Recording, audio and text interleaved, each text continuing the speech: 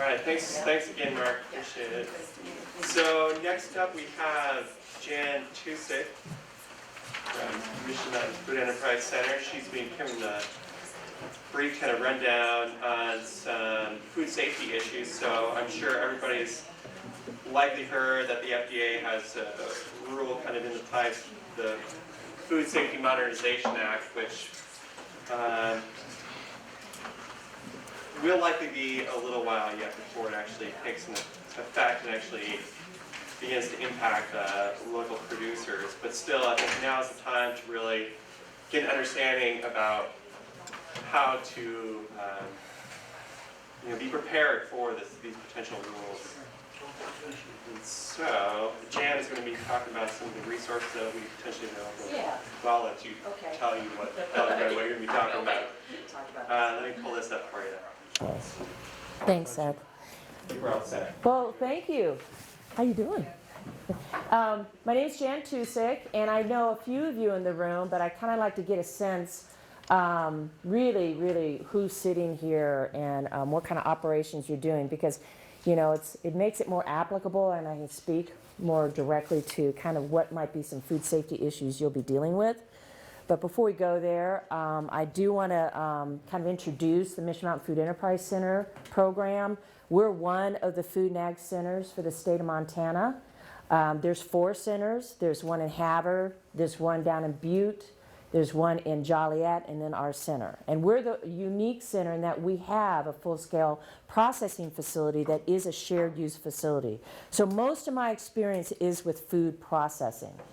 I'm also an ag producer. We have a sheep farm up just south of Polson, and I work extensively with Western Montana Growers Co-op in their GAP program and their GAP development. So I have a lot of pieces of the picture. So kind of what I'd like to know is what are we looking at here? I mean, could you just briefly say what kind of operation have you got? Yeah, we have a diverse vegetable farm that also produces some meat as lambs, chickens, and eggs. Okay. So we've got a little of everything. Okay, so you are state inspected on your meat? And We're getting that, yeah, we had them butchered at USDA facility. Okay, so you're going through that facility, yeah. Went through that. Yeah. Right, we do have about, I'm with her, we do have about 200 meat and hens Oh, okay. arriving on our farm. Some literally growing right now, so that is an additional step we'll be taking this year. Not only selling the eggs, but for the first time selling animals. Oh, interesting. The chickens. So you've got that all figured out? The poultry? Yeah. No. No, great, we gotta talk. We know how some other people do. Okay, Yeah, we do. yeah, we need to talk. Yeah. And my husband and I have just a small cattle ranch. Cattle ranch, that's right, yeah, the two, yeah. Annie, I know you, sheep. And we have somebody online who's has a farm in Billings, and he's going to be transitioning to small fish. Oh, okay, how about you? We're looking at vegetables, chickens, and rabbits. Okay, well, you're another one we need to talk to, yeah. We are putting in about 250 sweet and tart cherries. Oh, great, okay. So our main would be raising cattle for breeding and meat Okay. through a USDA facility selling wholes and halves, but we also would be doing fruit and jellies, syrups, Oh, and okay. also potentially maybe tapping some trees for syrups. We sell eggs, and then we we might be raising meat birds, but selling the meat birds to our neighbors where they do their own processing. Okay, great. Small CSA. Okay, great. How about you? We have some property in Potomac that we just bought, so we're just getting into this. Okay. We have Is a that- 2-acre U-pick apples Oh. in a couple of years and raspberries. Okay.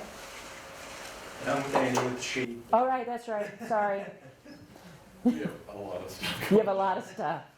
I mean, we process some animals at the farm, sold them as wholes, halves, and we brought some animals up to LA Meats and St. Ignatius. Okay. But mostly we focus on vegetables, and we're also looking into developing some kimchi and doing some Oh, processing ooh, there. okay, great. Getting beyond just the raw stuff, so. Okay, great. So you're all over the board. That's good. I really did, when I came into, was asked to speak, I thought, well, most of the people in this room are producers, so most of you are going to be looking at good agricultural practices. And that is something, they briefly mentioned the Food Modernization Act. GAP is one of those potential mandates of the Food Modernization Act. I'm not going to go into a lot of detail because it's still not determined. And I don't think it's very, very productive to go specifically of we think this is a mandate. I would rather say more what's happening at the marketplace. And right now, yes. Is it not determined because some agency is writing the rules? Yes, yes. It went through public review. It has been basically because of the public impact, it's back to rule writing. And it'll come back out. I have a final slide kind of saying what are some projected dates that it will be coming back out. The rule is like looking at being proposed, but it really has, the first slate really got basically chewed up and spit out. It's gone back to the drawing board and they're working based on public review what might be some revisions yet. And so it is something that is under changes. But what is the market doing? The marketplace is definitely looking at, when I say marketplace, I'm speaking about the wholesale marketplace. Those buyers out there that want to buy something from a producer and resell it. They're looking, you're getting more and more of them looking at, we need to assure our people who are buying from us, this food product is safe. So what's that safety chain? The safety chain is that on-farm food safety plan. So that's what we're going to talk about here briefly. Then I'm going to kind of dive into some of these other types of processing in just a snippet because we don't have a lot of time. Actually, over time. So with that, if you have any questions on the Food and Ag Development Center, the Montana Department of Ag is the host of that. You could always contact the Montana Department of Ag or our center if you wish to get more information about what those centers can provide. But basically, we're a resource for food and agricultural business development. So we can help with business planning, we can help with food safety regulation, we can help with feasibility analysis, market analysis, what might be some areas that you want some direct assistance. These are what the Food and Ag Center Network's been put together for. Plus Jan knows just about everybody in the state who's working on local food development. So. Do I have to point that? Nope. Okay, I don't. Okay. So why is on-farm food safety, becoming an important issue? And then, we've been farming, probably for the last 40 years, and I can look back where it wasn't an issue. Well, there's a lot of reasons for that. We are in a very complex food system. And there's a lot of factors that influence and affect our food products as they get to our plates. And then we also have the aging of our population and our compromised immunity. I mean, microorganisms are definitely changing. I mean, I don't know if you guys listen to NPR, they just had a really interesting TB broadcast. TB is not what TB was 50 years ago. And so neither is E. coli, neither is salmonella. These organisms have the ability to rapidly change their genetic code. And so how they are adapting. They're adapting to antibiotics, they're adapting to a lot of different things. So with all these factors, it's raising the red flag of, whoa, we're getting sick and we're getting really sick. And so that directly points back to how can we ensure, we as producers can ensure that our food that we're producing on our farms is safe. I'd like to take it just a further step. That's kind of the social responsibility, but really, it's a fiscal responsibility of a farmer. You own property, you have an asset. And so how do you mitigate your risk to that asset? You want to make sure that you're producing the safest food possible, because the last thing you want to do is make someone sick, because if you make someone sick, they're going to sue you. So that's to me the really an underlying reason in the sense of how do you manage risk on your operation, is that you want to have a good food safety plan in place that you can point to and say, I'm covering my bases here because I'm not going to make someone sick if I follow these basically, pretty pragmatic ways of operation. Because I like my farm, right? we want to maintain our asset base. So anyway, so the outbreaks definitely is a cost issue to the industry. That's probably why you've seen the Food Modernization Act be so aggressively moved forward through Congress and now through the FDA rulemaking. It has cost business a lot of money, and this is at the industry level. So it's really, it's kind of hard to really grasp this at a small scale level.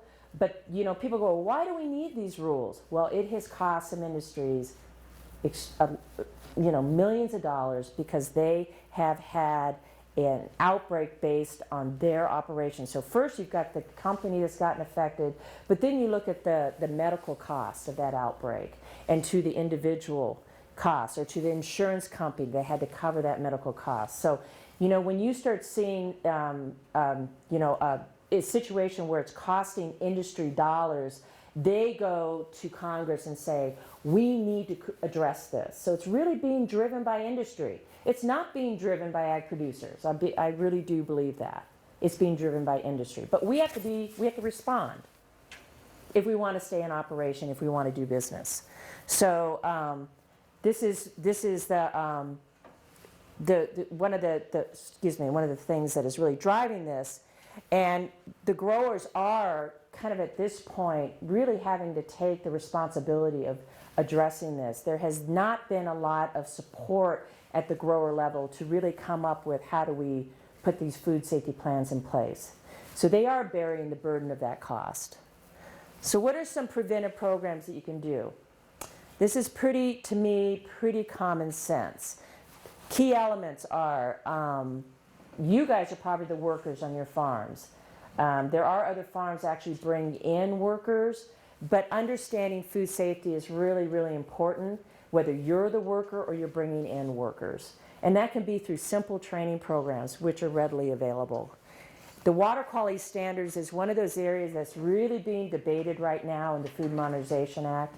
I don't know what the final rule will show, but basically what the water quality standard is wanting to say is, are you using potable water, which means drinking water, in the washing of your produce if you're going to be selling it? Are you irrigating with recreational water? I mean, because right now that's kind of the standard that was out there. Now the debate is recreational water is a pretty rigid standard for irrigation. Can you describe recreational water? Recreational water would be what a lake, someplace where people can go and swim. But not irrigation ditches. Those are. Well, that's the standard they proposed in the first draft. Now, you and I think everyone in this room knows our irrigation ditches do not meet that standard. So that's the reason why it's gotten, I mean, the water quality was the biggest area of public response. Because a lot of producers are saying, whoa, wait a minute. There's no way our irrigation system is going to meet a recreational water. But this would be applied to those that would be harvested for fresh use. Right, So fresh this would not fruits and be for, vegetables. say, pumpkins or something that you would likely process, or corn. Yeah. This is fresh leafy fruits and vegetables. That's the main focus of the water quality standard. So that hasn't been determined, but then and there are things you can mitigate in the area of water quality. So you're using an irrigation system and you're doing leafy greens. Well, you can either drip irrigate, or you can make sure the vegetable's dry when you harvest it, or you do a pre-rinse before you actually go to market. Now, if you're doing a direct market like a farmer's market, that'd be a really good probably first step, is that you're taking your lettuce harvest or whatever and you're doing a pre-rinse before you're going to market. You're doing a cleaning with potable water. So water quality standards is going to be an area that, you know, isn't black and white right now, but it is an area that you really want to think about. And if you know your water quality is very, very questionable, and one thing you can do is just do a water test annually. And if your water test comes back and it's really high in coliforms, then you might want to really think about, okay, I'm doing fresh leafy greens, my water, my irrigation is really high in coliforms. What's the math here? The math is you want to rinse it. you know, because you know the risk. And so that's the thing here is just learn your risk, understand your risk. Proper composting of manures, that's been a real controversial piece because right now in organics, I believe it's a 60-day compost, 60, and the Food Modernization Act came out with a 90 or 120. Anyway, it was a lot longer than what the organic standard had allowed, but the bottom line is doing proper composting, which means you're reaching those temperatures that is an actual microbial kill.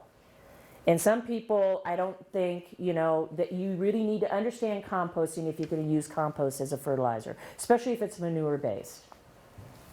So that's the area that you need to really think about. And again, the timely application. So you're not going to put manure on your crops and harvest the next day. So there's some common sense here. I think they're saying on application of manure is that you want to do it like 60 days before you're actually going to be harvesting anything.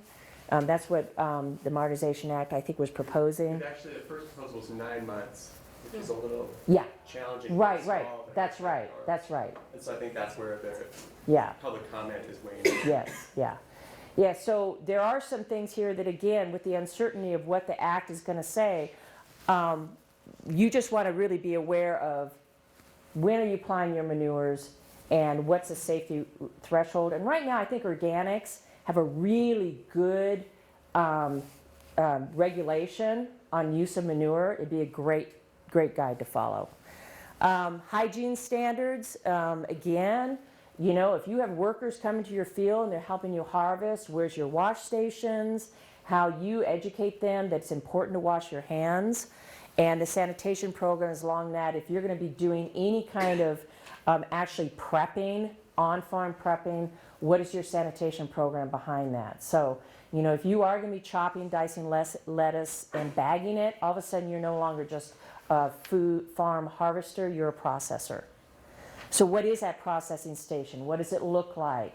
What is the sanitation program behind it? And believe me, it's as simple as 200 parts per million chlorine. You're washing your stainless steel table, you're washing your utensils, you're washing your hands before you prep and after you prep. I mean, there's a pre and post-op prep in those type of situations. So you just want to think about that on your farm plan, and that, am I harvesting or am I actually processing? Because processing puts you under a totally different scrutiny when it comes to food safety. Yeah. So what is the oversight for that? FDA. And do they come into they'll like come into your? They're proposing to, Okay. especially if you're processing.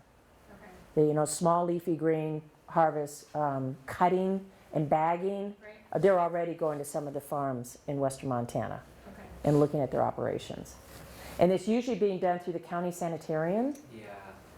So that's usually the wing of FDA that's doing it. Yeah. And just because you mentioned it, it called out of my head, you said am I washing that stainless steel table? Is there a stainless steel versus wood processing sheds? Do you recommend stainless steel? Let's say if I was building a washing center. FDA would be looking for stainless steel. So you can sanitize it. Yeah, wood is not acceptable. They wouldn't accept it unless you can get. There are tabletops that is the USDA and FDA accept. Is that hard plastic cutting board type material that you can sanitize. But if you get it to a point where it wears too much and you have grooves, they're going to say we don't accept this anymore. So they are looking at a surface that you can clean, and a surface that has a lot of grooves and cuts and ridges and stuff cannot be properly cleaned and sanitized. Pest control is a very large area of, especially if you're in a processing plant. But on farm, I think what you really want to start looking at is your rodent, especially if you have grains and stuff around, your rodent populations, because they are, you know, main carriers. And birds have really, really been brought up to a higher level of concern because they are a major carrier of salmonella. And so how you're going to be able to say in your farm plan, I mitigate, you know, bird droppings, et cetera, by doing this, you know, which means you might, in a cherry orchard, for example, we're at the cherry orchard, if you're having a bunch of birds coming into your trees and pooping all over your cherries, well then what are some things you need to do? I'm going to do guns. I'm going to keep them out of my orchard because you don't want to lose the crop, number one. But maybe I have to start netting. I mean, there's some things you want to think about to start mitigating those birds from getting on your fruit and pooping on them. And then use of chemicals. Again, if you're going to be processing, you're not just harvesting, you're processing. Chlorine is a very, very popular use because chlorine will kill everything. So 200 parts per million of chlorine in a solution will kill everything. That's straight from a microbiologist's mouth. So, And just so everybody knows, Jan's just doing obviously a super rough overview Yeah. of all this stuff. A lot of the resources in here though come from Food Safety Begins on the Farm, and there's a link to that resource in chapter 5 of the workbook. So Great, it's thanks. it's like 100 pages long on all of like the different options for what you can do Great, to address all these good. things. So just to review, again, the management practices, and I kind of talked about this, the field, we talked about manure composting and water quality. The work in field sanitation, I think, is one area that, you're going to be looking at, and this is something for a small farm to really go, wow, that's kind of challenging. They might want you to have a separate toilet out in your farm. So when you're starting to do your farm plan here, how do you plan that in, that I can show that I have a separate toilet facility on my farm, and when my workers are done using the toilet, there's a little wash station. So these are the type of things that could be tangible costs to a small farm operation. You want to start wrapping your head around how would we meet that? And that, by separate, you mean not part of, say, the house? Yes. The residence? Right. Designated farm? Right, and sometimes the reason for that is access. So they want to be able to have it readily accessed from where they're harvesting. And so your house may not be within a reasonable distance from that field. And so this is where the porta potties come in with, and they all now have little sanitation units or hand washing units with them. And post-harvest handling and transportation are other things that I think are really important. That sometimes people think, well, I've got it harvested, it's in the box, but how you're handling it, is the box you're putting it in clean? Have you, sanitized your bins? Or are they new boxes? It's been a very popular thing. Believe me, I get recycling. It's been very popular to reuse boxes. That might be a real challenge in the future because they're looking at that as a potential contamination point. So when you start thinking about Yeah, so things like cloth bags or other things that can be washed, pre-trained Yes. would be more of a feasible. Right. And a wonderful thing to start researching, is just these plastic bins that are available now that can be washed. And it's a great way if you can structure your sales that you're getting those recycled. All of a sudden, you just really are kind of doing a closed loop there that's really productive for your costs instead of paying for boxes and then throwing them away. Transportation is really interesting. I know more people that have hauled their produce to the farmer's market. Oh, the dog's in the back too, I mean, there's a story of a guy delivering potatoes to U of M and his dog was in the back of the potatoes. And the guy's like, really? And it just, animals and food can be an issue. So those are things, think about that. Think about, I've cleaned it, it's in a really nice box, I'm putting it in my truck, and oh yeah, I hauled my sheep yesterday. Let's clean the truck, I think most of these things, when I look at food safety plans, I think, a lot of it is really common sense. And again, this is just really, each link along the way is where that contamination can happen. So when you're doing your farm plan, it's very linear. It's from point A to point B, just like a HACCP plan. And at each point, you're just going to think about where are the potentials, and that resource document can really guide you through formulating that. Jan, what's a HACCP plan? Oh, sorry. Hazardous Analytical Critical Control Point Plan.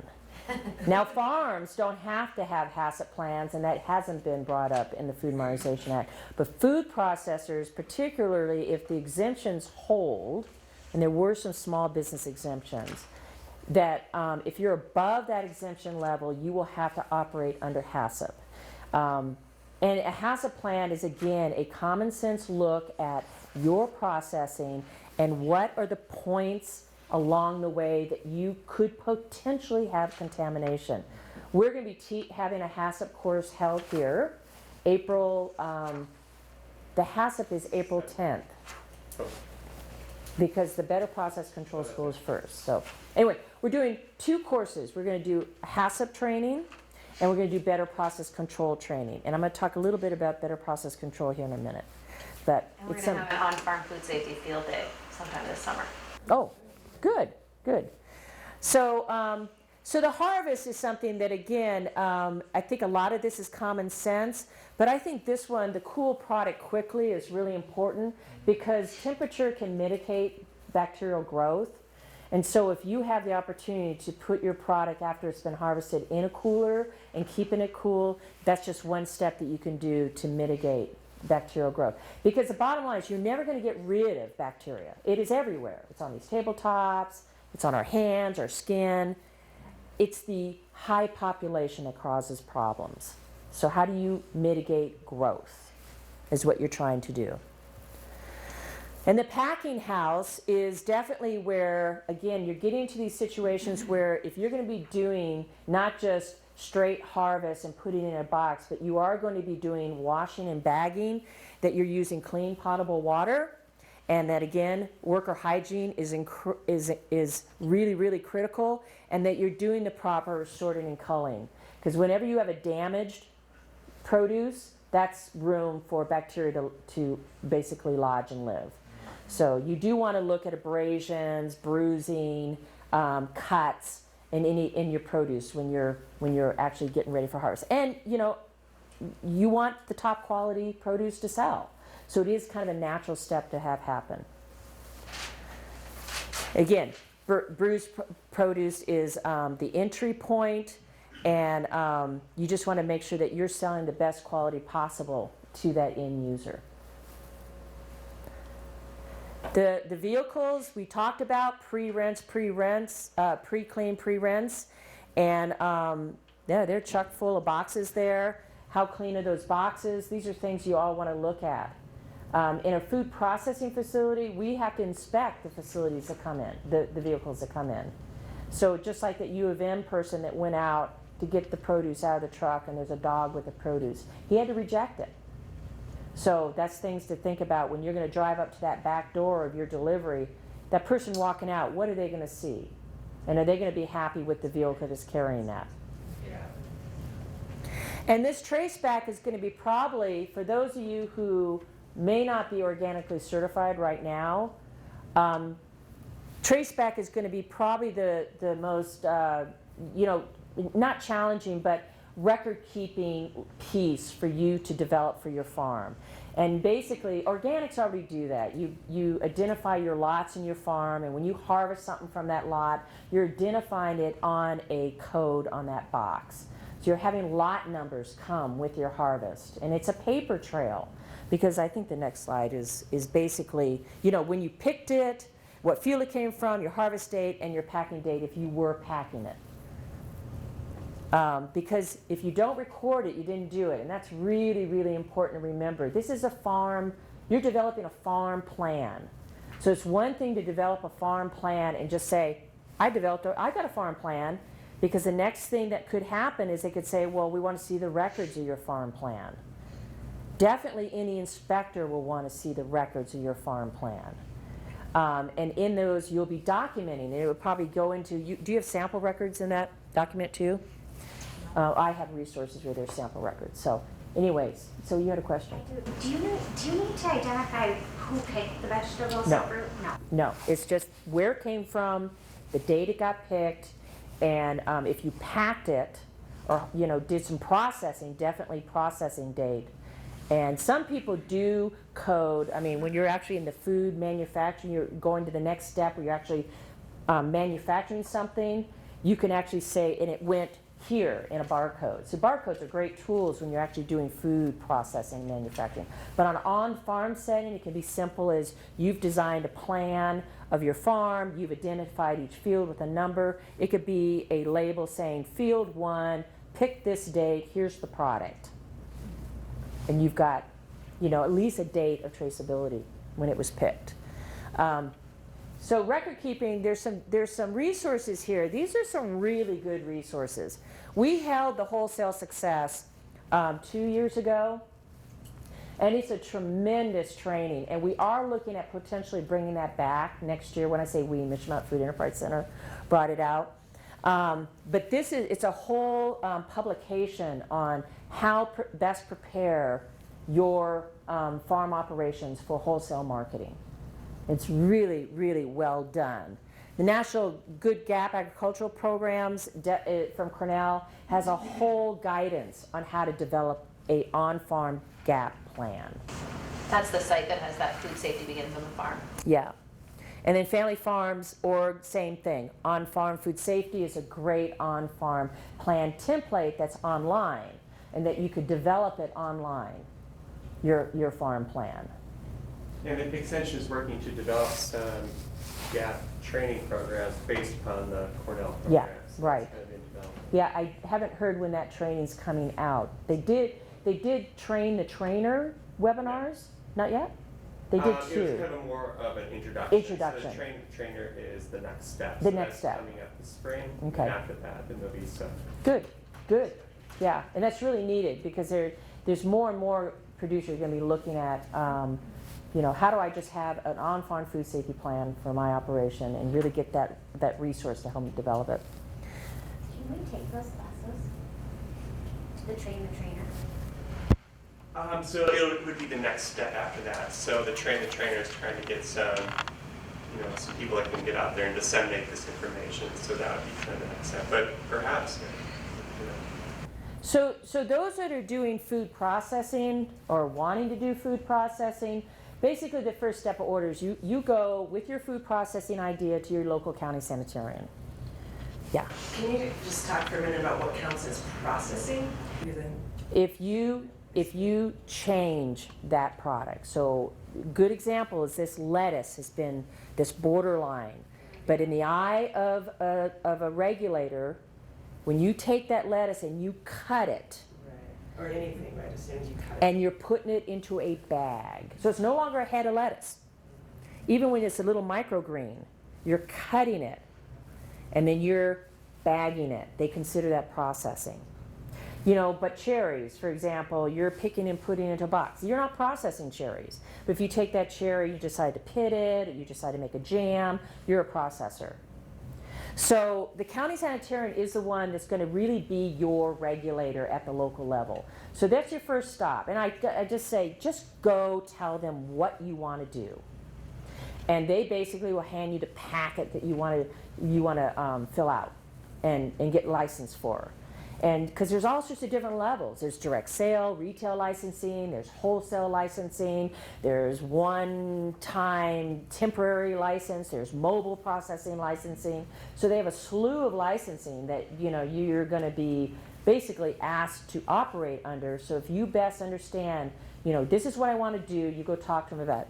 But there's three main categories. There's non-hazardous foods, which is breads, cookies, unless you put cream pies, are not in that mix because you've got eggs and milk in that. That's what you can do at the farmer's market right now under no licensing. You can make a bread, you can sell at the farmer's market, cookies. You can do, we consider like dry spice mixes non-hazardous. Jams, right? Jam, yeah, jam. Syrups. Syrups fall under there. Syrup, yep.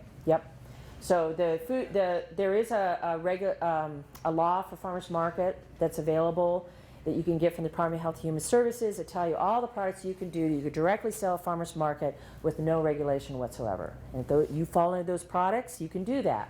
If your products fall into other areas like potentially acidified, pickles are a good example of being an acidified food product.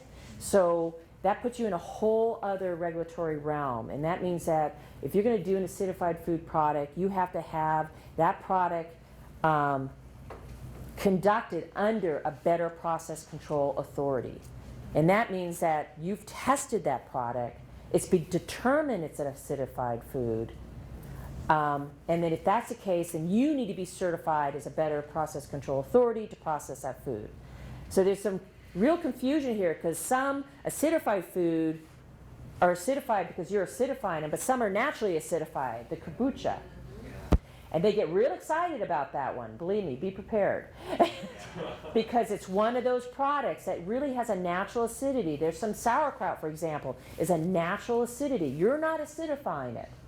It's been acidified through its process. So how does that fall under regulatory? It's not considered non-hazardous.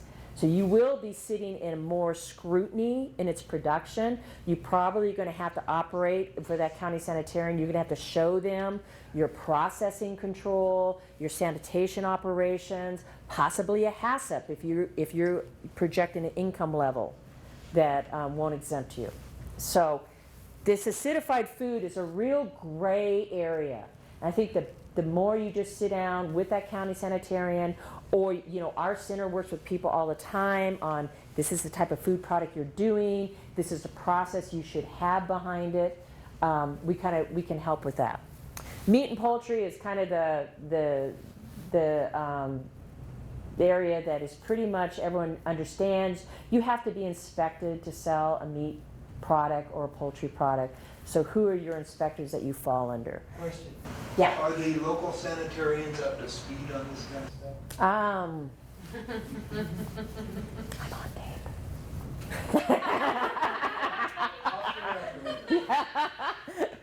So You're suggesting that we go to them as the local expert. that's the point. Who's going to license you? They're the regulator. So you want to. That's your first point of getting the information and talking to them about your process and product, because they're the ones who will license you. If you're doing a non-meat or poultry product. So these are the regulators. The local county sanitarian basically works under the Department of Health and Human Services. So there's their website. They actually have a very good website now with different resource materials on, I'm thinking about this food product, this is who I talked to, this is the kind of license I'd be looking at, or these are the sales I want to do, what kind of licensing do I need to do it. They have upgraded their website. It really is quite good for those types of resources. USDA FSIS is a really good site if you want to operate under USDA. Most small-scale processors just choose to go with the Department of Livestock because you're just doing in-state sales. So USDA allows you to go national, international. There really is a widespread marketplace. Some institutions mandate that you have to be USDA, just based on internal policy. But typically, if you're just selling in the state of Montana, the Department of Livestock is who you would be working with and getting licensed to sell a meat or poultry product. We don't have time to get into the poultry exemptions. It's a whole other world. But if anyone wants to talk to me about it, I'd be happy to visit along that line. And a little bit about the Food Modernization Act. Again, I really hesitated going into it too much because the rules right now are a moving target. I haven't seen yet a real summary of what they are proposing to change based on public rule. So with that, here are the deadlines, final deadlines for the rule. So this is the one that most produce producers will be, seeing that the final rule will come out by that date. And yeah, that's the one that you would basically be looking at, 2015. What is SFSAP? SF, where? Under the October 31st. SDP. Oh. Food safety. Food safety something program. I don't know. And then the guidance, FDA is going to have some resources come out to support. We're not, again, clear on what those resources will be, but the Food and Ag Center, and I'm sure Extension is too, is kind of watching for that to see how they can get support to do on-the-ground work with producers and food processors. And here's some more information. This is where you might just want to, go and just get some updates, and you can actually subscribe. I have a quick question for you. Yeah. So you mentioned that this non-hazardous food category for the farmer's market, there's like a list. Can Mhm. you tell me that resource again? Yeah, it would be, the Department of Health and Human Services probably has a link to the law, Okay. but it's in Montana statute, the list of products that can be sold. Yeah. And also, I think I found it when I was looking at the farmers markets themselves, so if you look up Clarkport Farmers Market, they Yeah. probably have that under one of their links. And that's a good point, because some farmers market can actually implement their own rules. Additional, So they have absolute power to do that, because they're private entities. So if they decide, we're not gonna allow baked bread, that group can make their own rules. They are a private entity. They can't go decrease the. But they're not a government agency. They're a private group. And so if they decide, we're gonna do business this way, and we're gonna have these set of rules, and our base votes on that, then it could include a rule that maybe not in the statute. So that's what you're seeing in private industry. Like right now, there's some private industry food buyers who are saying, we mandate HACCP. It's not a law, but they're mandating HACCP. Or we mandate GAP. Right now, Montana State University, you cannot sell to them unless you have a GAP plan. So their mandate, it's not law yet, but they're mandating it. So it's those type of situations. Okay, I think I'm a little over, sorry. It's okay. Yeah. So we're in the process of trying to find our first wholesale accounts now, and in order to meet that demand, we're looking at potentially partnering with other farmers. And this to what I would call these medium-scale account holders. They purchase from FSA or even other sources. And one part of our pitch and part of the story to get these eaters on board has got to involve what I think is changing the conversation, especially about food safety. And part of our pitch, we feel needs to be like, well, we have an open farm, we have an open processing facility. It's something that's visible compared to essentially the competition. Do you have any resources or examples of farms or producers or growers in Montana who are successfully part of changing that conversation and being, hey, we've got an open farm? And then that's what, in my other world where I used to work in, with Rainforest Alliance, it was all about changing the conversation with these big buyers. So we're trying to do that with food safety. And after hearing you speak, it really occurs to me that the food safety, it hasn't been so much part of our pitch now to these potential clients of ours, but it really needs to be. Yeah. Homegrown, Yeah. I think is trying to, is looking at them. It has kind of developed a model where, it's their relationship with their buyers that it has instilled a certain level of trust. So then they trust them to be organic.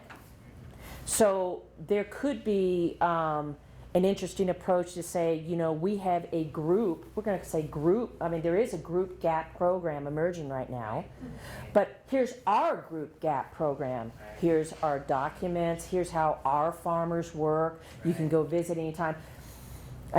There are models out there that are doing that self-certification, and that's basically what you're talking about. There's some Denmark farmers that have organized really well for organics. Right. So there might be some research there that you could look at what they do to uphold their testimony, and they're self-certifying. That's basically what you're talking about. You're gonna be a self-certifier. You're not gonna have a USDA auditor come on your farms. You're your auditor, or your co-farmer is your auditor. And we're talking about using food safety specifically as a way to gain trust of people. Some of that is really open. Some people have just been very hesitant, as you would, of course. Right. Yeah. No, I think there is an opportunity there, and I totally think it's it's something that people, it's good for some people, not good for others, but it's definitely happening throughout the world. There are groups doing that. Yeah. Do you have a card or? I do. I know. Yeah. Are you going to stick around for lunch at all, or are you? Probably not, but I'll get my card. Do you know if there's a specific set of rules for you pick type of operations? You know, I don't. Other than I think that the people are starting to implement kind of wash stations. I know Lise Rousseau up in the Flathead has a wash station that she makes people wash their hands before they go pick their fruit so they aren't getting themselves sick. I mean, most people make themselves sick. I'm in with that. So there is a produce rule which would apply. Yeah. Thanks, Ann. Yeah. Yeah, thanks, Let's do this. Okay. So Jan can be reached later on if you have more questions, or that website, that Cornell website, does have kind of a timeline, a proposed tentative timeline for the Food Safety Modernization Act rule and how it may apply to you. And it's likely where it might actually hit you as a farmer is likely down the road in probably 2019. But still, now's the time to start thinking about this. But next we have George Haynes again from MSU Extension, going to be talking about some leasing. Can we go back to the very first? And this is one of I don't those. know where we're at. Seth? We're back on. Okay. Thanks, George. Okay, yeah. Anyhow, thanks to Seth for inviting me to come up to this. I've had a lot of interest in just knowing what was going on with this series of seminars you're doing here, because we're in the process of trying to put together some programming for the Farm Service Agency that's doing exactly what you're doing. They have these programs where you can borrow $35,000 from them, but there's a training component to them, and so I have a very selfish reason for being here in some ways today. And thanks to Seth for finding a place for me on your program here. When I talk about leasing, I think one of the most important things maybe is we talk about kind of Montana handshakes when you get into different business arrangements. And I'm a real fan of the idea that if you can't negotiate with somebody on a handshake, you probably shouldn't negotiate a deal with them anyhow. So that's the premise I like to really start from when I think about leasing. We're just in the process of doing a major leasing study for the state of Montana right now because nobody knows what these leasing arrangements look like, which is pretty remarkable. You think about all the agricultural leasing that goes on in the state of Montana and what are the rules of the game that happen to apply as we look at different people. You know, everybody knows what a lease is about. How many of you, by the way, are leasing property as opposed to actually owning it? Okay. How many of you are thinking about leasing property as you, get a little bit larger, okay? So everybody knows what this is. You know, it's kind of an agreement between two people. We worry about the term of the lease. You know, how long is this thing going to be? Is it going to go over a long period of time, relatively short period of time? And what's the arrangement going to be in the lease? A lot of Montana agricultural leases are crop share leases. And for many of you, I don't know if that makes a lot of sense to you, but we'll talk about that in a few minutes about how you might negotiate a crop share with somebody because it shifts the risk onto somebody else. You can kind of go into the business with sharing it with someone. We're seeing more and more of these leases this day and age turning out to be cash leases because there's a lot of old people that have been around farm and ranch for a long time and they're retiring out.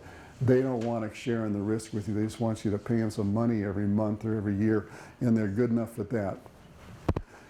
But a lot of different sorts of arrangements. One thing I really encourage you to do if you're in this, you're going out trying to maybe get 10 acres or something like that. Think about these lease purchase agreements, especially with older producers that are out there. They're very interested these days. There's provisions in the law with the Farm Service Agency that will help stimulate some of that. People, especially coming out of CRP, Conservation Reserve programs, there's incentives in the law if they sell to a beginning farmer for the person actually on the selling side of that. So there's all kinds of incentives out there to see some of this agricultural land move. Why is the federal government concerned about that? Well, owners are a lot better stewards of land than leasers are. That's just a matter of fact. And so they're really interested in trying to figure out ways to get these people that are willing to do lease agreements to, in fact, sell the property to you so that you're the owner rather than having a leasing relationship. So there's all these components to the lease. I'll try to go through this fairly quickly. I think your panelists you have to get up and talk about leases will be fascinating. You're going to get access to this property. There's a right to occupy it if you sign this lease with somebody. There's some assurance that you can actually use the property. That becomes important to you as well, so you're not going to get kicked off midstream. You have, especially if you're getting into a long-term lease where you're going to be establishing an orchard or something of that sort, you want to make sure that those terms are a part of your lease. There has to be some equity involved in this thing. I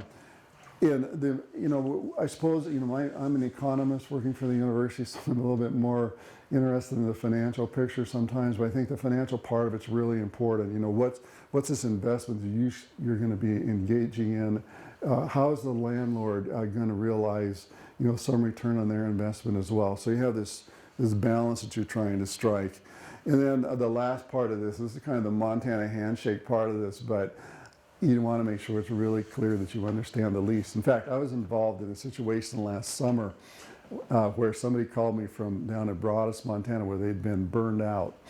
They'd lost all of their grazing land for, 100 head of cattle or thereabouts. And they called me up because one of our extension people in Montana had given them a lease. And they called me to ask me where the provisions in that lease were at for it to handle this fire situation that they've been through. Well, I'm not a lawyer. I said, I don't know, but that's where clarity in these leases is really important. You want to sit down and think about these things, because there was no provision in there, and these people ended up going to court to try to figure out who was going to pay. So what are the advantages of doing a lease? I think it's a great way to get started if you can find the right landlord out there to go into business with you. Not everybody's going to be a good partner with you, but you're not going to have to invest in this land. And boy, land prices, all of you know, land prices are very high, especially some of the land that you're trying to run your operations on is expensive. You're moving in closer into these urban areas. You're going to be in there trying to, go and lease land that's maybe used for residential or commercial use. The one advantage that you might have, by the way, going in and putting an agricultural operation on some of this property, you may save the landowner some taxes, because they're going to be able to reclassify this land as agricultural land rather than being residential or commercial, which can be a very substantial decrease in taxes, especially in this environment we're in now, that we're going through tax reappraisal process right in the state of Montana right now, and so really, really critical factor. It can be, getting back to the first point here, it's also a wise use of capital, just keeping your money in hand. You want, when you first start a business, I've been involved in several business startups, you want to have money in your pocket you can spend rather than having it tied up in these fixed assets like land. And then, of course, it's a little bit more affordable to you, because you're in a situation where you are paying rent, but you're not paying property taxes. You don't have this big chunk of capital that's stuck into this piece of land that you own. George, can I ask you to just move that mic down just a little bit on your? Oh, sure. My bad. Sorry. Okay. What are the disadvantages of this? One of them is that you don't have any ownership in the property. I think that for many of you, whether you have ownership in it, at least when you're first starting out, really maybe doesn't matter to you very much. I'll talk about another point here I think is perhaps more important than that. You are at the whims of this landlord, and you want to make sure that you really, have this relationship really tied up, so that, again, this landlord's not coming in and tell you how to run your operation. That's something that can be a really very challenging sort of situation for you. Probably the most important piece of this is maybe the third one here. There is this limited investment for you, and there's these stewardship and ownership issues. And I'm always concerned when I talk about leases, is just on the stewardship component of that. Are you going to be willing to take care of this land like you would if you were the owner of the property? And especially when you get into fences and water and all this other stuff that's tied to this piece of land, it's important that you think about some of that. The relationship with this landowner that you're out there is really, really critical. If you don't have a good communication relationship with them, the lease may or may not work for you. Again, back to the Montana handshake notion of this person that you're going to go into this business relationship with. And it could be that, you get into leasing situations, they're going to push you off on some marginal land.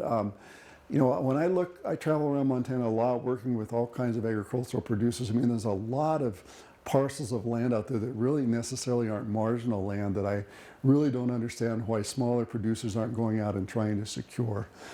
For example, they have sprinkler irrigation systems that are all over Montana, especially these center pivot systems. There's corners on those center pivots that are, you know, anywhere from a couple acres to maybe up to 10 acres of land that are sitting out there in the corner. That's just as good a soil as there is in the under the sprinkler, but it's just not getting sprinkled. So what do? They throw some spring wheat or something out there, and it's, you know, not utilizing this irrigated land in any way that's very productive. So there's a lot of pieces of property out there, and I think what do I think the value of that land is? Probably zero. I don't think you need to pay those landowners anything for it. They'll be just happy to have somebody doing something with it. And so there's niches in the market, I think, for land out there that aren't necessarily lower quality, but they're things that aren't easily handled in the big commercial operation that's there, and they're looking for some other options for it. So in terms of leases that are available to you, I'm going to march you through just, you know, a little bit of the economics of doing a cash or doing a crop share lease here in just a minute. But with these cash leases, there's less risk for the landlord because they're not going to be participating with. They're all they're going to be getting is money from you. We'll talk about how you discount what you're going to pay to the landlord under those particular conditions. We do basically just your typical, I'm paying you rent. Yeah, you're going to have an acre of land and you're going to give them so much money for that acre of land. On the crop share or livestock share arrangement in Montana, you know, kind of a standard, if you were to ask any farmer out here what a standard crop share is, probably like a 1/3, 2/3. Okay? The 2/3 is going to go to the tenant and 1/3 is going to go to the landlord. Those arrangements are really changing in Montana at the moment. You get an irrigated land now, it's probably going to be a, you know, 1/5, 4/5 split. 20% is going to go to the person that owns the land, and 4/5 is going to go to the person that's actually out there, you know, producing something. So there's a lot of things happening, and there's lots of flexibility in leases. I mean, don't underestimate the number of things that you can build into a lease agreement just to make the terms better for you. Because you want to make sure that if you've had this really bad year, that you have some provision in this lease that you're not going to pay this landlord anything. Or, yeah, go ahead. Do you have any anecdotal examples of a flexible lease that just? Sure. There's a lot of times flexible leases can be built on a couple different things. One of them is on price. You know, and I think a little bit more in the commodity market, but you can still think about it in producing other products. You can base it on the price that you're getting for your product or on your yields that you're getting. Was it a good year for you or not? Or thirdly, on your revenue that you're generating. You know, I think it's important in many ways to protect the downside of the lease, especially if you have a lot of money that's wrapped up in this lease, to make sure that, you know, if you are in a situation where you've had a year where you haven't got any production, that you're not going to pay much.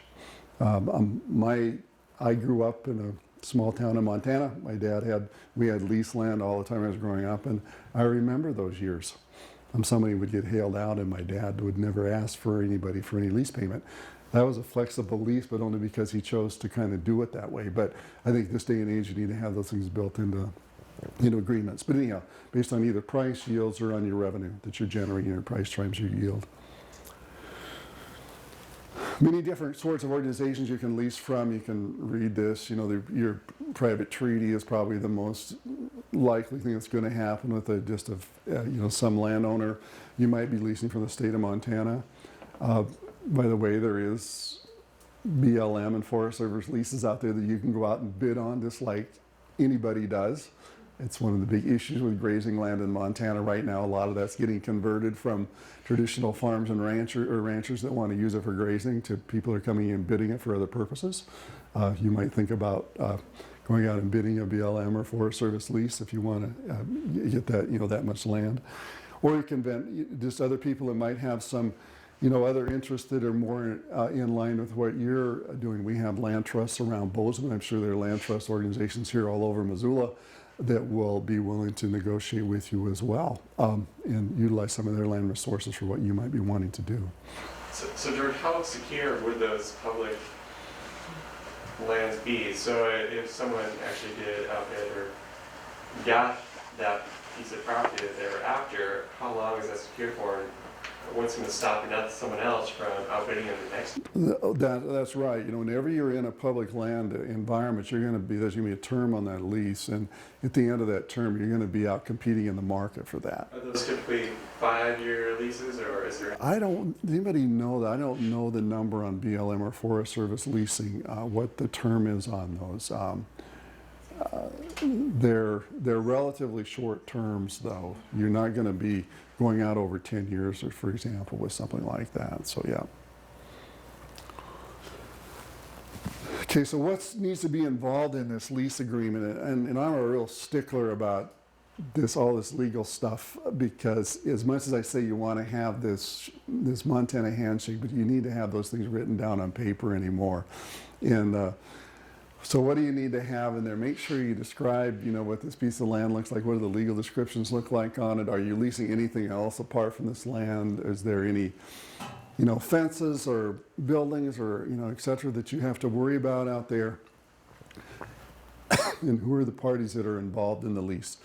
You know, especially, you know, now where you might be trying to, you know, lease a parcel of land from somebody that lives in California whose father or mother, whatever, owned it in Montana. Make sure you know who you're leasing the piece of property from, because there might be a legal entity that's involved in that as well, where you don't have any recourse with them. There's all kinds of stuff on leases just to make sure that you know who you're doing business with.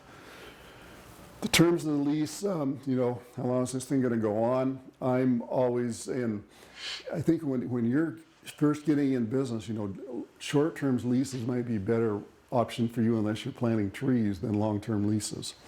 Because you're going to want to get in and test the water with this particular person before you get engaged to them, or before maybe you want to get married to them. So you may want to think about that. How are you going to make payments on this? Leases are typically paid a couple times a year. That's what landlords want, because they want them paid during times when they're paying their property taxes. So you might want to think about that. We pay those twice a year in Montana. What about renewal of this? What are your options to renew? When do you have to notify that you want to renew? Those are important considerations. And then when did this thing end? In any kind of legal agreement, having some kind of termination date is really important, just so that you know when you're away from this thing and nobody can come back and pin you with it. So, okay, some other provisions. You know, what are you going to use it for? What are you not going to use it for? I don't know. I very seldom spend too much time on this piece of it, but you want to be sure and tell maybe what you're going to use it for. Does the landlord have a right to come and look at this property with you? And then what are you going to do to make sure that the day that you're done with this piece of property, it's going to look about the same as it did the day that you decided you were going to rent it from them? You know, do you have responsibilities to match some soil test results when you're going to walk away from this property? What are your responsibilities as you walk away from it? And make sure those things are pretty well delineated as well. When I think about repairs, maintenance, and improvements, what I'm really thinking about are just a couple things. Water becomes a huge issue. Who is responsible for the water source that you might have? Any fences that you might have to worry about. Those are probably the two most important considerations we worry about. Liability insurance is probably really critical for any kind of lease. I mean, I own a little piece of property up in central Montana right now that's a baseball field. And I worry about this all the time, because what if some kid slides into home plate and breaks his leg? Who's liable for that? You are. I am. That's my full responsibility. So I carry $1 million worth of liability insurance on this little piece of property. It's about 2 acres in size, which is just a bunch of nonsense. But it's a case where you have liability really becomes important to you, and it's important for you as a producer out there as well. And we talked about it earlier, but you're defining how you organize as a business, that you carry this liability protection as well. But you want to make sure your landlord also has some liability insurance of their own in case somebody's injured on this property that you're leasing from them. How do you resolve this conflict? I am not a person that likes the whole notion of mediation. I think it's okay if you can find the right mediator, but you better make sure you know who the mediator is. I'm really of the opinion when you get involved in these kind of disputes, you're best just to worry about letting a couple of lawyers sit down and solve it. I'm not, and that's my own perspective on mediation, having the opportunity to participate in some of that. And then lastly, with signatures, you know, who's legally bound by this whole arrangement that you're in. Now, there's some ways of kind of figuring out the value of your lease arrangement. You can go out and look at NASS. I didn't print out any, pass out anything for you today but you can go out and Google NASS at montana.edu, or just Montana, and it will come up with a NASS site for you. They report market rates for leases in Montana. You're going to find out for small parcels of land that these aren't very useful to you.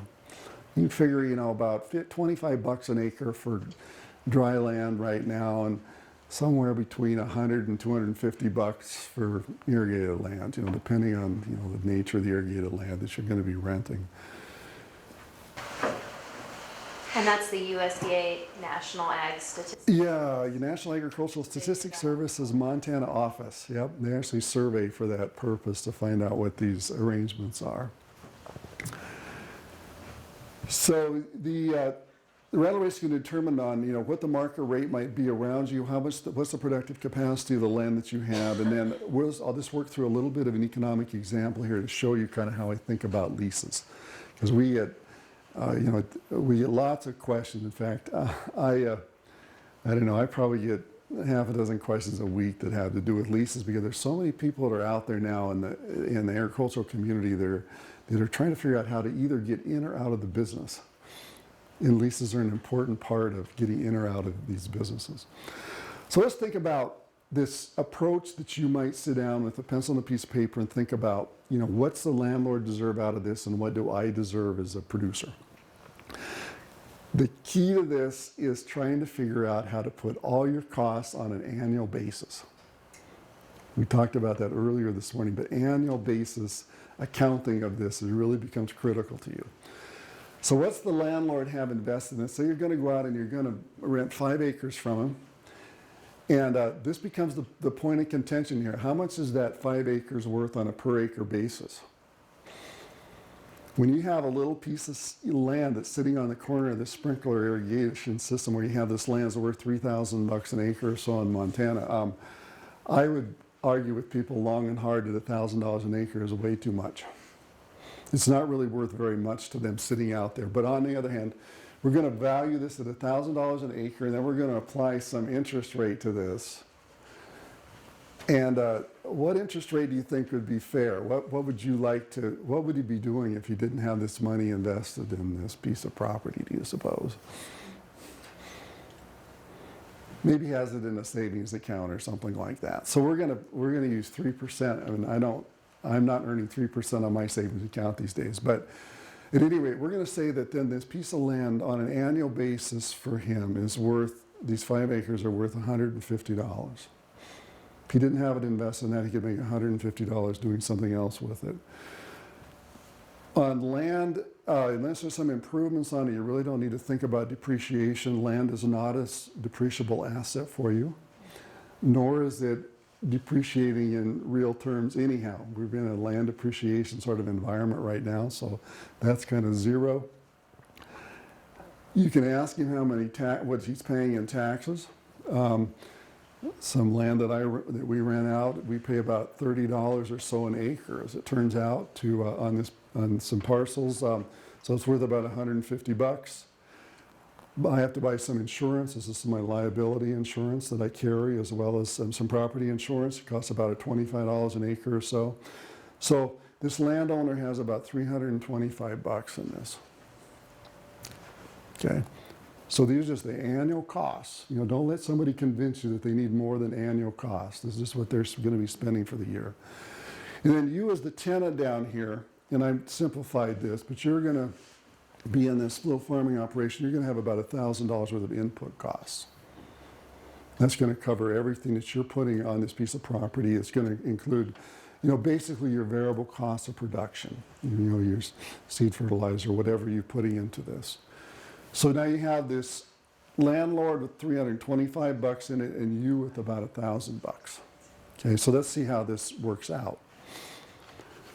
And just so you guys know, in Missoula County and Ravalli County, you can look the taxes up online, so you don't Okay. have to ask Sure, the sure. landowner to, if that's. Okay, so the landlord's contribution to what's going on that piece of property is $325 a year, and you as the renter, so if you just calculate the percentages of those, you can see that we have a lease now it's a 25-75 lease. I told you before, a lot of leasing goes on about, 1/3, 2/3. We're a little bit, your take is a little bit higher than that on here, actually. So if we were to negotiate this as a crop share, then I'd say, well, we're going to go ahead and we're going to harvest this crop of ours. We're going to have $10,000 worth of crop that's coming off of this. Probably a little bit more crop than for $1,000 worth of inputs, but at any rate, the landlord's going to get $2,500 of this, and you're going to get $75. Okay, now we're going to go to the point of saying, well, we don't want to do a crop share lease. We want to do this as a cash arrangement. We don't like the idea of this landlord doesn't want to take any risk associated with this. So what we typically do is we take these crop share sort of stories we've come up with and we discount them by 25%. So what we do is we go to the landlord and say, well, since you're not taking any risk in this business venture of ours, we're going to go ahead and cut your payment back by 25% and we're going to give that to ourselves. So what do? We reduce the landlord from $2,500 down to $1,875 and we just add it onto the amount of money we're getting out of this. So we're going to get $8,100 or a little bit more and the landlord's going to get a little less money. So that's one way to think about these leases is go through and just work it out kind of on a contributions approach. We're doing a lot of contribution approach leases, especially on small parcels these days, because about the only way you can figure them out. Going and looking at national statistics or statewide statistics don't help you much. So remember with the cash lease portion of this, and I will reiterate this with you, make sure you have some language in there for those years when you face some event that's caused you not to be able to produce anything. I think because you're going to owe this cash to them regardless of what goes on. In a crop share, you don't have to worry about that. That's already a part of the provision. So I'm kind of wondering, it seems like if the landowner is not doing anything with this piece of property, it's costing him $350 a year just to sit on it. And he's not earning anything. It looks to me like this is a screaming deal for the landowner to make anything. I mean, really. Sure, I agree with you. I mean, I think that, as I was suggesting with these corners on these irrigated fields, I mean, if you can go in and just, hey, tell the guy I'm not going to pay you anything. I'm going to come in and I'm just going to farm this piece of ground for you. It's not costing you anything. It's maybe I'll deliver a few vegetables to your house. I think it's a great deal for them. But even if you covered their costs, it seemed like that would be kind of a windfall for them. And so maybe the landowners have a different concept. I guess that's what I'm asking is, it might seem logical from the perspective of the person that wants to lease it, but the landlord might not see it that way in terms of taking a relatively low payment that's covering his cost and he comes out ahead. So you're saying that the landlord would be perfectly content with this getting his $325 back? Or $500. I mean, if you say, sure. $500, that's a whole lot less than Sure. lease of $25. Sure, that's right. Yeah. No, I agree with you. That's part of the negotiation process, though. I mean, I think when you're a business person going into leases, I used to have to deal with Buttery Foods on a leasing arrangement, and you start at zero on the lease and you move up to where they're going to start way out here someplace, and you're going to end up someplace in between here. And I think that's exactly what you're talking about, because that might be your starting point of your discussion with them. To here, we're going to give you a little bit. We're willing to cover whatever your costs are, and then you can begin to think about what else you're willing to provide to them. Are they going to be insulted when you make that? Well, or be angry with you trying to beat them up or something? Well, it depends who you're leasing from.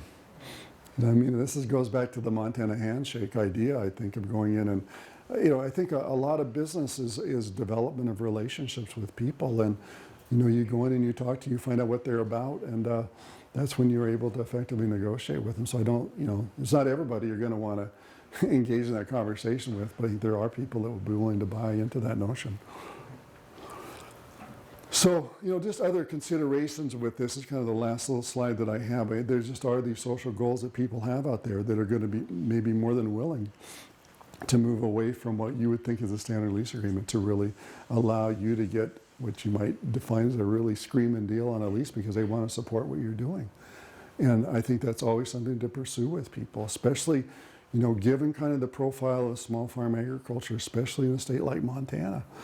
I think, you'd be surprised. We just finished doing some surveying in Montana. There's a lot of interest in what's going on in this small farm arena, and especially with food processing.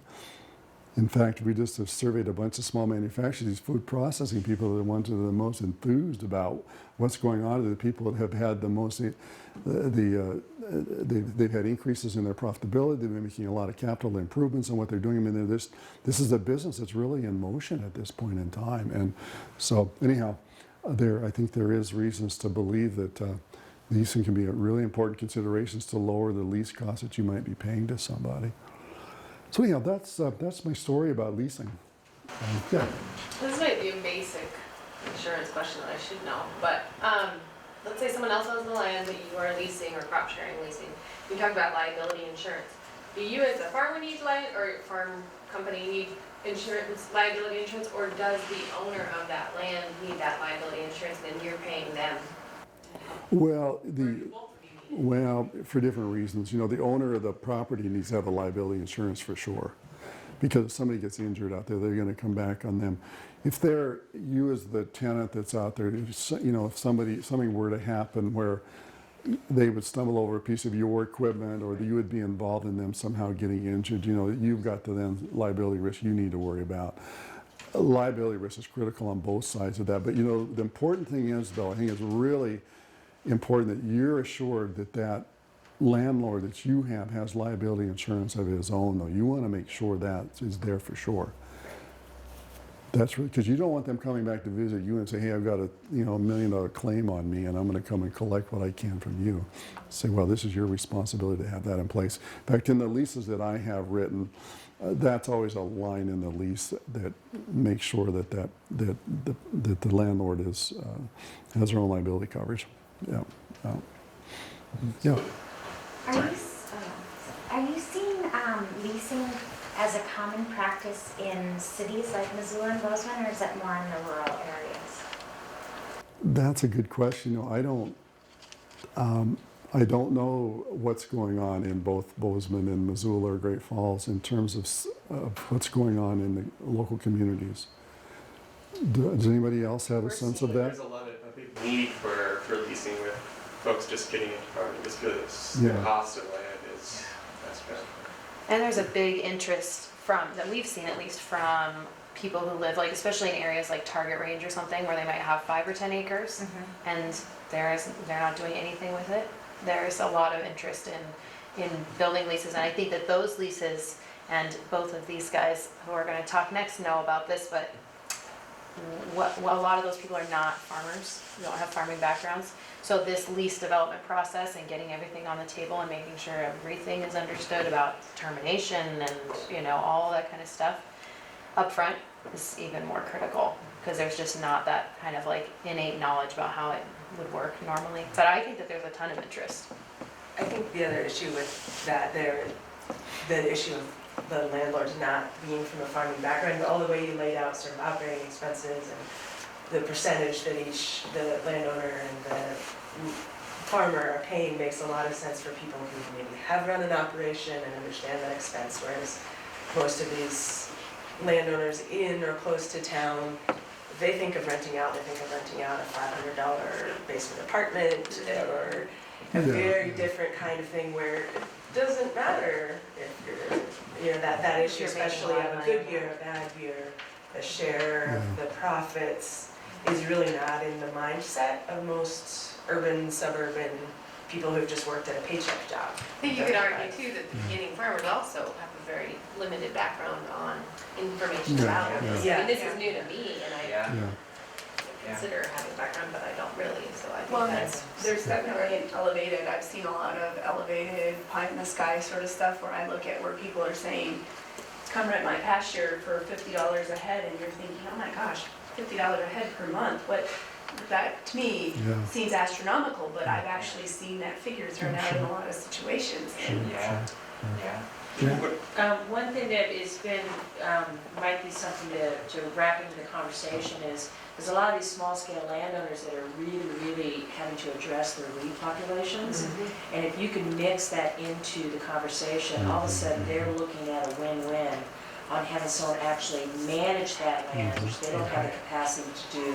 Or and managing really their ditch control or. the weed population, Yeah, which good is point. really happening with these small landowners. Right. that, Yeah, actually, yeah. that's a question as far as what you walk away from when you're leaving. Do you have some suggestions on ways to, I mean, I guess you could do, on a lot of that, you could do numbers of weeds, there's a lot of different ways to measure, but is there a, I guess what I'm trying to figure out how to phrase this, but is there a good way or a good suggestion on ways to show that you've improved quality or that you have a weed reduction that can be? Well, I think those are things to measure up front on the lease, before you lease the property, to go and do some assessment of what the piece of property looks like.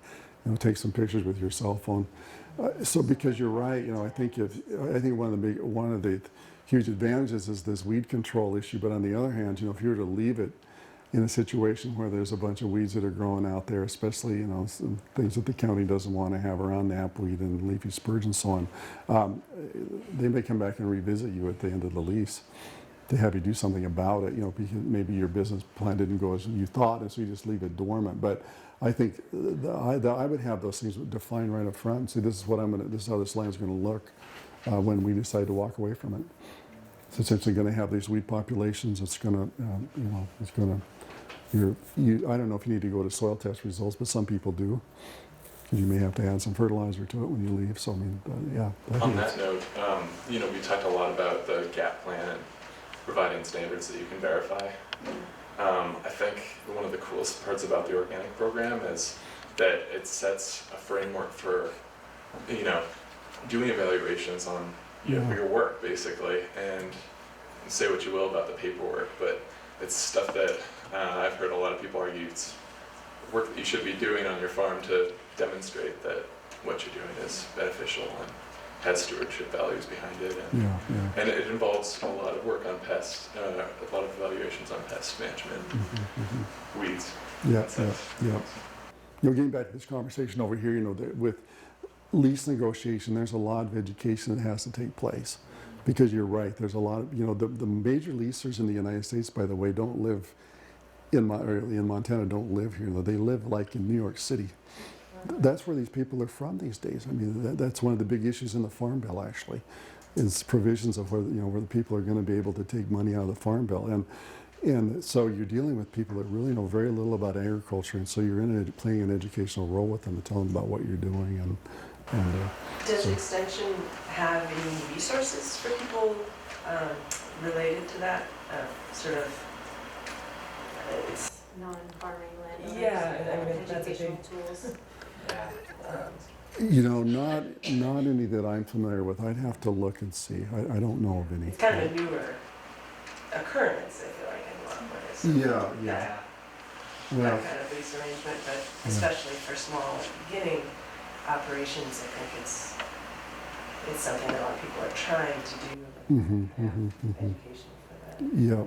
No, I would agree. I think it's a really important piece. Like here, we have a partnership with the weed district, and they can go out and do site analysis for, some coverage for potentially invasive weeds, things like that. So that could provide some baseline information on the existing state of the land, and in extension, we can do some, assessment of other qualities of the land, So that would give soils and things like that. So you have some sort of, baseline, maybe unbiased view of that piece of property. Or even to say, this is what you might have to mitigate if you don't Sure. cover it. Someone has to take care of that. Yeah, and I've seen the FSAA has a nice example of a lease template which specifies some conservation practices and defines who is responsible for what. So I think that's What was that hit, the something. These are all great comments. In the lease that we lost, we never estimated properly the amount of communication we need to do with our landowner.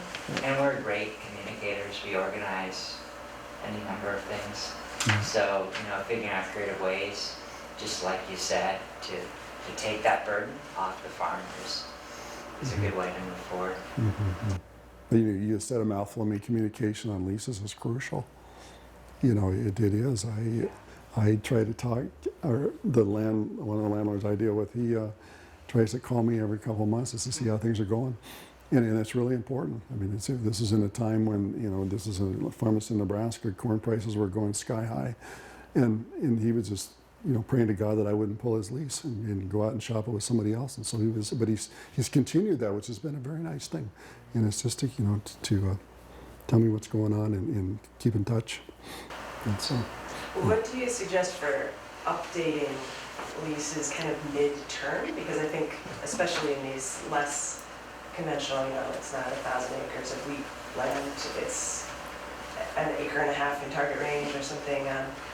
Things are not all foreseen when the lease is first drawn up, and there's often, I think, a need to add some provisions as they come in or renegotiate kind of midstream. Is that just something of, okay, let's draw up a new lease, new terms? And this will probably be our last question, so everybody knows that George is going to stick around during lunch and answer some more questions. No, I think you need to have open communications, and I think you need to go in and address those leasing issues right when they're occurring. Because I think if you have decent communications people, they're more than willing to sit and talk to you. Because if things aren't going very well, you're going to pull out of the lease. If things are going really well for you, you might go in and say, hey, I can afford to give you a couple more dollars. I mean, I think you got to play it both ways if you're going to do that. But I think it's fair game, yeah. And I think reasonable people are willing to do reasonable things. So, yeah. Okay, thanks a lot, George. Yeah. Okay, George, you are going to stick around for lunch and time to here. field some questions as well. So next up we have Max and Mary here to share their experiences actually accessing land, how they were able to use some non-conventional approaches to finding land, which is really pretty interesting. So perhaps we'll start with So yeah, we Max can here. just do 10 or 15 minutes each, and then lunch will be here, and we'll have lunch. And George has done a bunch of work with the Farm Service Agency, and so if you have questions about their loan programs left over from the last workshop, he can probably answer some of those in addition to the lease stuff. And then these guys will be answering questions too. So Max, you want to sit up in the hot seat here? Sure. Whatever is comfortable for you. So maybe we'll just take some time. You can tell your story, and we can have some questions again. Okay. And then, this can spill over into lunch as well if we need to field some more questions. Beautiful. Let's pass this one real quick. Oh, sure. Better? And then I pulled up a copy of the 2013 Ag Statistics for Montana. If anybody is interested over lunch to look at some, I bookmarked the page for established rent rates per county. If that's of interest.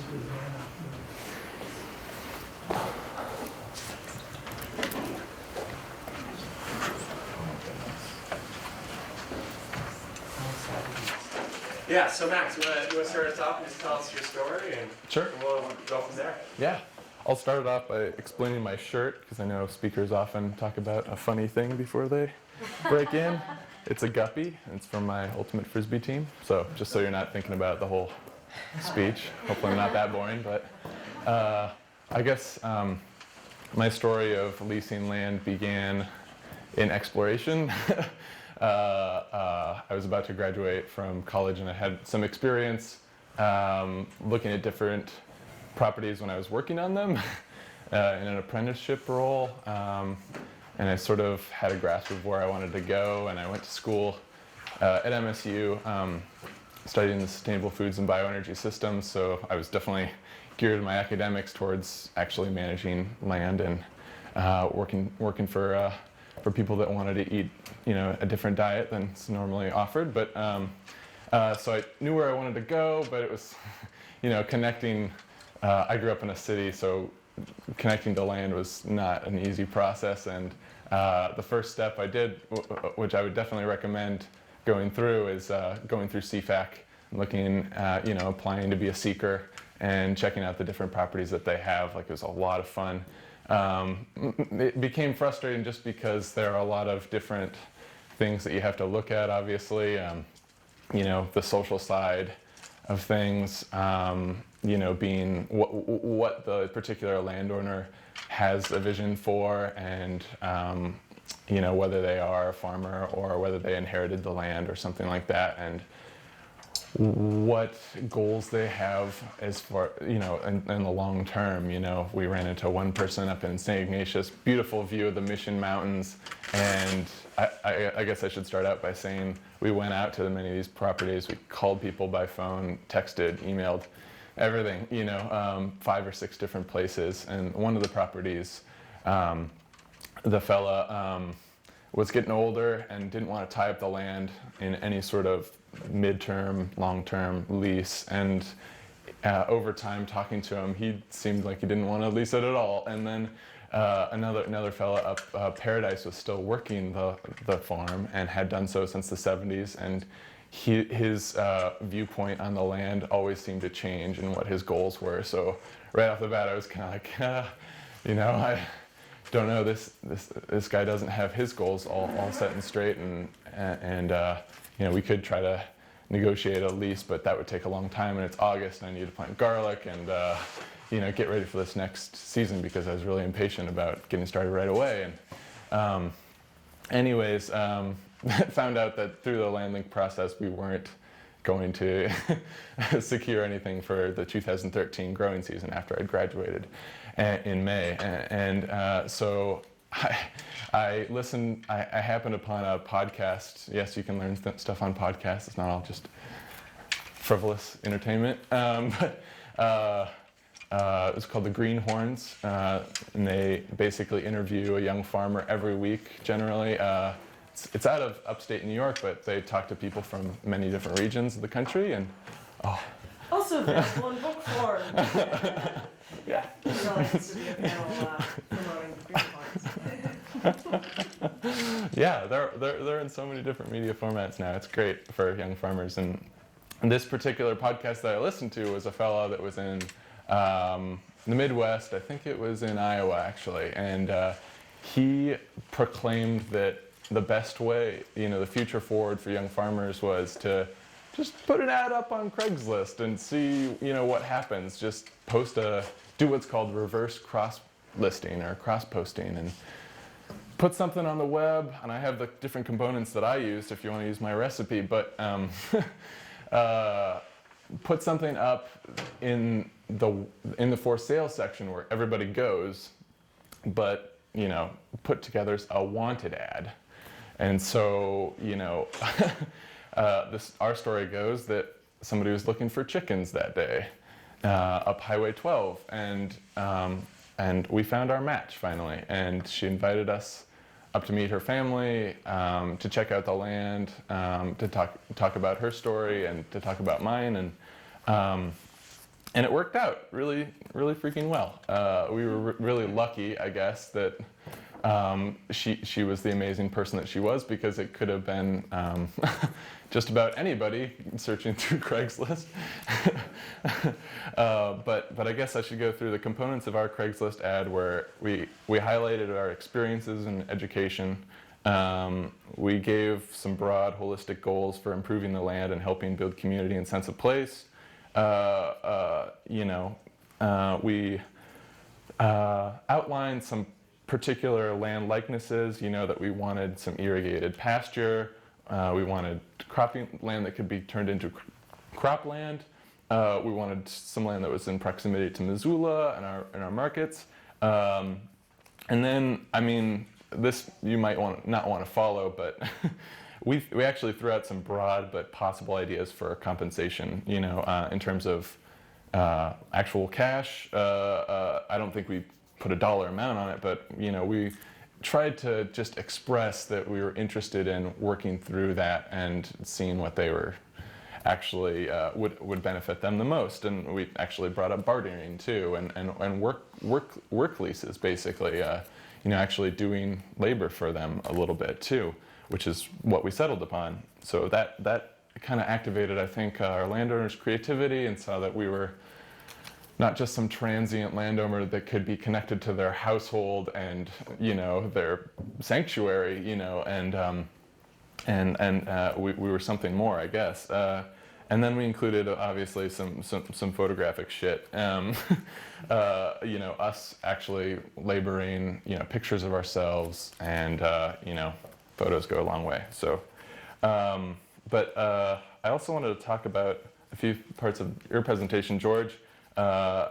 You mentioned like risk for landlords, and how we went about sort of, especially as it related to the lease agreement that we formed.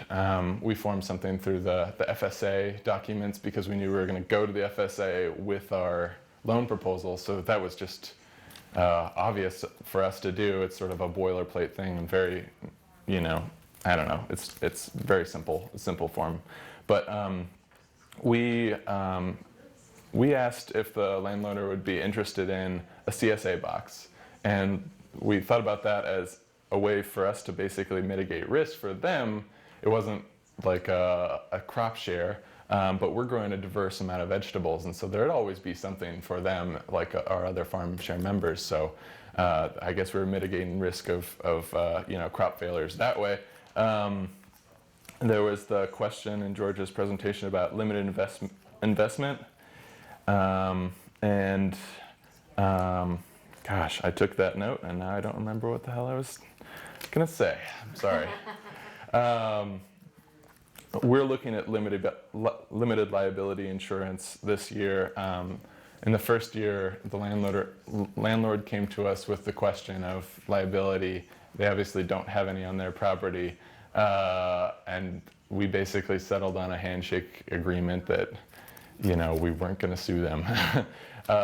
This year, we're going to be selling through some wholesale markets, and so that demand that we have $1 million policy, and it's lucky that we can, afford that, as well as dictate that it's not just foodborne illness that this plan would cover, but also volunteers working at the farm and people that are visiting during farm events and that sort of thing.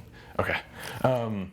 So I guess I still have questions about what liability they should be covered with, because, if somebody gets injured, then they might sue the landowner, I guess, and that would probably affect us. But that's kind of what we've worked out so far. In terms of, here we go, limited investment question. Dealing with leases, historically, it's been said that leasers are not good stewards. And I think that this new crop of farmers is working really hard to defy that, and and the fact that leasers don't have a whole lot of stake, or they're transient people. Like, we're trying to overthrow that a little bit by helping the landlords move irrigation across the hay fields, which really cuts into the amount of the knapweed population, because that's a really drought resistant crop. So we're hopefully allowing their crops to compete with their hay crop to compete with these weeds. We're doing forest thinnings for them, repairing fences on their part of the property. This is all stuff that we sort of suggested, us adding to the value of the land surrounding our farm, because we need to do more than just take. We actually have to contribute to what they're putting forward. And I guess I should say that the negotiation of the contract is basically, we feed the family and move around pipe throughout their 2 or 3 different pastures, and then we get to grow on 8 acres. I don't know why I didn't mention that earlier. But we're also doing a lot of soil building through the mowing down of cover crops and that sort of thing. So these are all things that we're trying to do and there's a lot of reciprocity, but it's all mostly generated from the landowner. She's an amazing person, and so I'd say that that's probably one of the most important things that we found. It's like working with right people, and yeah. You want to trade mics? Yeah. And I'll just say that in the LandLink program, we have gotten, I think that this is happening more and more in other states, that people are starting to put more about themselves up front in looking for leases. Because the LandLink program, really, we have a database of the landowners, but we don't have a database of the land seekers, and that's something that we're thinking about developing, is providing a method for land seekers to say right up front, this is what I'm about, this is what we're looking to do. Because on a phone call or something like that, it can be really challenging to express that you know what the hell you're talking about, basically, and that you're gonna be able to be successful and pay the lease and whatnot. So I think that idea of the reverse listing was really interesting to me, that great that it worked for you, so. Yeah, thanks. Okay, well, Noah and I actually initially went through a very similar process in terms of LandLink, putting it out through our social network. I think we even did put an ad in Craigslist, but not honestly as well thought out or detailed as Max's, when we were first moving back to Montana. And we found just through a social network a very sort of unconventional lease arrangement, which I don't actually want to talk about that much today, because that basically didn't work out in the long term for us for a lot of these reasons that we've brought up, of landowner understanding and education. And our takeaway from that for people considering anything similar is just really, the handshake can sound wonderful, but every single one of those details needs to be in writing and legally binding, so it's clear to everyone exactly what's happening. There's actually a great line in one of the Greenhorn's essays here of people who went through a similar process after 5 years of needing to move off of land, and they say, our lesson learned is, if you're going to lease land for your farm from very nice people you know and are maybe even friends with, be sure to put everything you're agreeing to in writing. Be explicit. Then have both a lawyer and a therapist listen, as everyone involved explains exactly what is being agreed to. Which I know is sort of funny, but it's serious too, like everyone being on the same page in terms of vision. And then still have a backup plan in case it all goes to hell.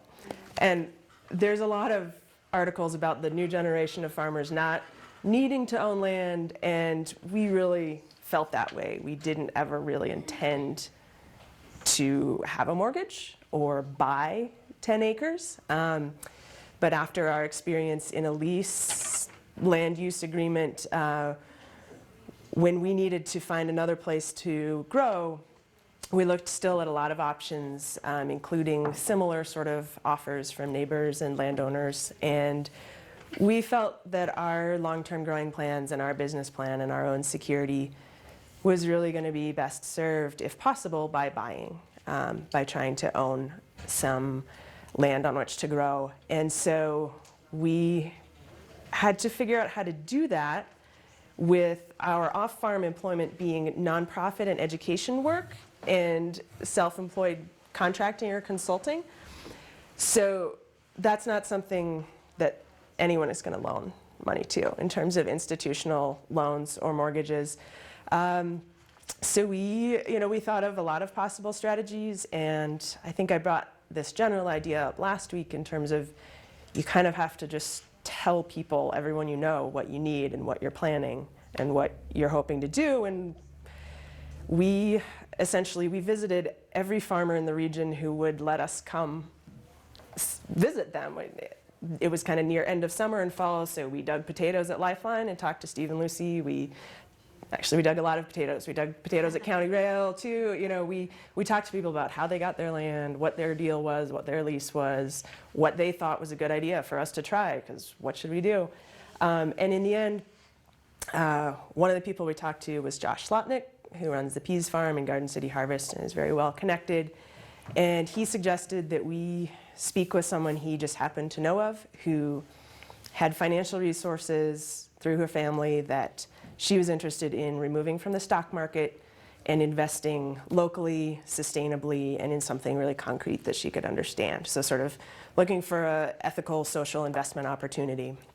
And she had even considered, just from her own idea, buying farmland or buying a farm property and renting it to someone as that sort of an investment. So he connected us with this person who had similar goals in terms of, she wanted to support a small farm business. She was interested in conserving farmland. The original property she was thinking of really didn't work for us, but we said, what if we found something in the similar price range in this region and you bought that, we leased it or leased to own from you? She said, sure, why don't you see what you can find? So basically, we started looking with a different perspective in terms of we have this budget that we could work with as a loan, as essentially a private mortgage. We worked out, as we found potential property, we worked out more specifics, so the percentage rate she would need, the length of term. We spent a lot of time on mortgage calculators figuring out what that meant for our monthly payment and what we could do. In the end, we have a 22-year mortgage. I'll explain legally what it is in a second. It's a little different than a mortgage, but essentially it's the same, with 3% interest. And we initially thought a lease to own is really straightforward, right? We'll pay rent until we pay it off. And there's actually some real particulars in the state of Montana about how property is transferred. And a lease to own agreement builds no equity for the person leasing until the final payment. So we could have paid a monthly payment for 19 years and missed the last one, and it would have just been like we rented. So we worked with, I should say, we worked with a lawyer for this as well, just to make everything very clear. The better structure for us turned out to be something called a trust indenture, or deed for trust, where the title is transferred to us, but she holds a lien on it, just like a bank would. The whole account is managed through the escrow department of a bank. So we make our payment to them. They calculate how much interest we've paid, what she's received. Everyone gets a tax document at the end of the year. We pay a small fee for that, but especially given our experience with trying to work things out just with individuals, it's something we're more than willing to pay. It makes everything very clear.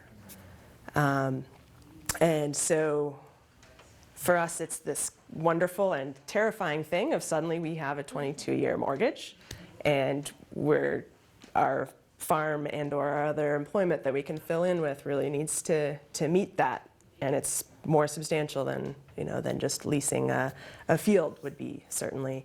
But that was something that worked for us. I think a lot of people here might actually have the majority of their land portion figured out, but in terms of ways to finance, a big next step of your farm of operating or upgrades to infrastructure or processing or something, it's something outside of standard banks that is maybe something to consider as well. And I wish there were a really good database of those people to send you to. In some regions, there actually are investment firms that specialize in people wanting to have certain ethics attached to their investments. I don't think there's anything, we didn't encounter anything like that in Montana, but there certainly are people out there with that kind of attitude of wanting to invest in local businesses, sustainable businesses, or farm preservation, that we just found them by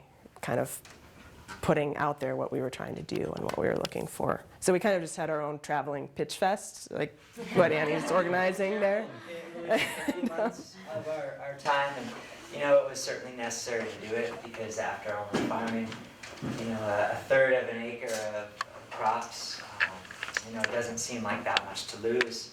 But when you invest substantially in irrigation and fencing, and lose it all, and lose all that time, you never want to do it again. So that's what we learned. Yeah, that fencing piece, I think you mentioned irrigation a lot, but for those of us doing any kind of diverse vegetable or fruit operation, make sure it's clear who's going to maintain the fence or who owns the fence, or if that fence is your yearly payment, and are you going to leave it, or are you going to try to take it away? when you're done. That was our biggest investment, and it was, for us, it was part of our year's rent, basically, you know, but that was just the material cost, and we're about to hand pound a lot more 10-foot metal T-posts, and you don't want to do that more times than necessary. That might be part of why you have a electric fence, in terms of the, It's movable, yeah. investment risk. So those are really important things to think of with the lease, is what you put up that you can't recoup if it doesn't work. If we stayed for 10 years, that fence would have been a great investment, and we would have, we'd have been glad we had it. And it'll still be up in 10 years. But thinking about when you're leasing, what you put in place and how much value you get out of it if, in fact, the lease ends at the end of the year or two or whatever it might be. Awesome. Well, that's a really good start. Thanks, you guys, for those. Let's break and grab lunch, and then when we come back, and George, if you're willing to answer some questions too, and Jan stuck around, so if you have questions for Jan, we'll just open it up and eat and chat. Can I just ask a quick question? Yeah. Did either of you contact the Missoula Economic Partnership Angel Network looking for venture capitalists for? I don't know if that had really started when these guys were looking for land, because I think that's kind of started in the last 6 months. The Hellgate Venture Network? Yeah. My understanding is that it's kind of started in the last 6 months. Well, and is that the same as the Missoula Economic Partnership Angel Network? Because I think Hellgate Venture Capitalists is different. Oh, okay. Say it again, Missoula Economic Partnership Angel Network. The one thing about angel networks, and I don't know enough about the one here in Missoula, that's a little challenging, I think, sometimes for farmers, and sometimes not, is that angel networks typically are looking at high growth companies that are looking to gain a large amount of profit for shareholders and then sell. So for a lot of businesses that want to have this be a lifestyle kind of business and aren't looking to rapidly expand it and then sell it, they can sometimes not be as great a fit. But it just depends on what the goals are of the angels that are in the investment network. So. Yeah, we looked at the FSA just because their microloan program that just came out, I think last year, at the beginning of 2013, is just so well suited for fresh farmers, and they're looking at our type of business model as well a lot more, and the loan officers are pretty damn great people. Like, they're willing to work with us on a personal level and see it through. So yeah, we didn't need to. And you didn't need to have a long-term lease, right? No. Yeah, and most ag grants and partnerships in Montana require a 5-year lease or longer. That's interesting. Yeah, all of the NRCS stuff that we talked about last week. If you don't own the property, you need a 5-year lease at minimum that you can take to them. That was another factor in us really thinking about what worked. Awesome. All right. Well, let's grab lunch. Thank you.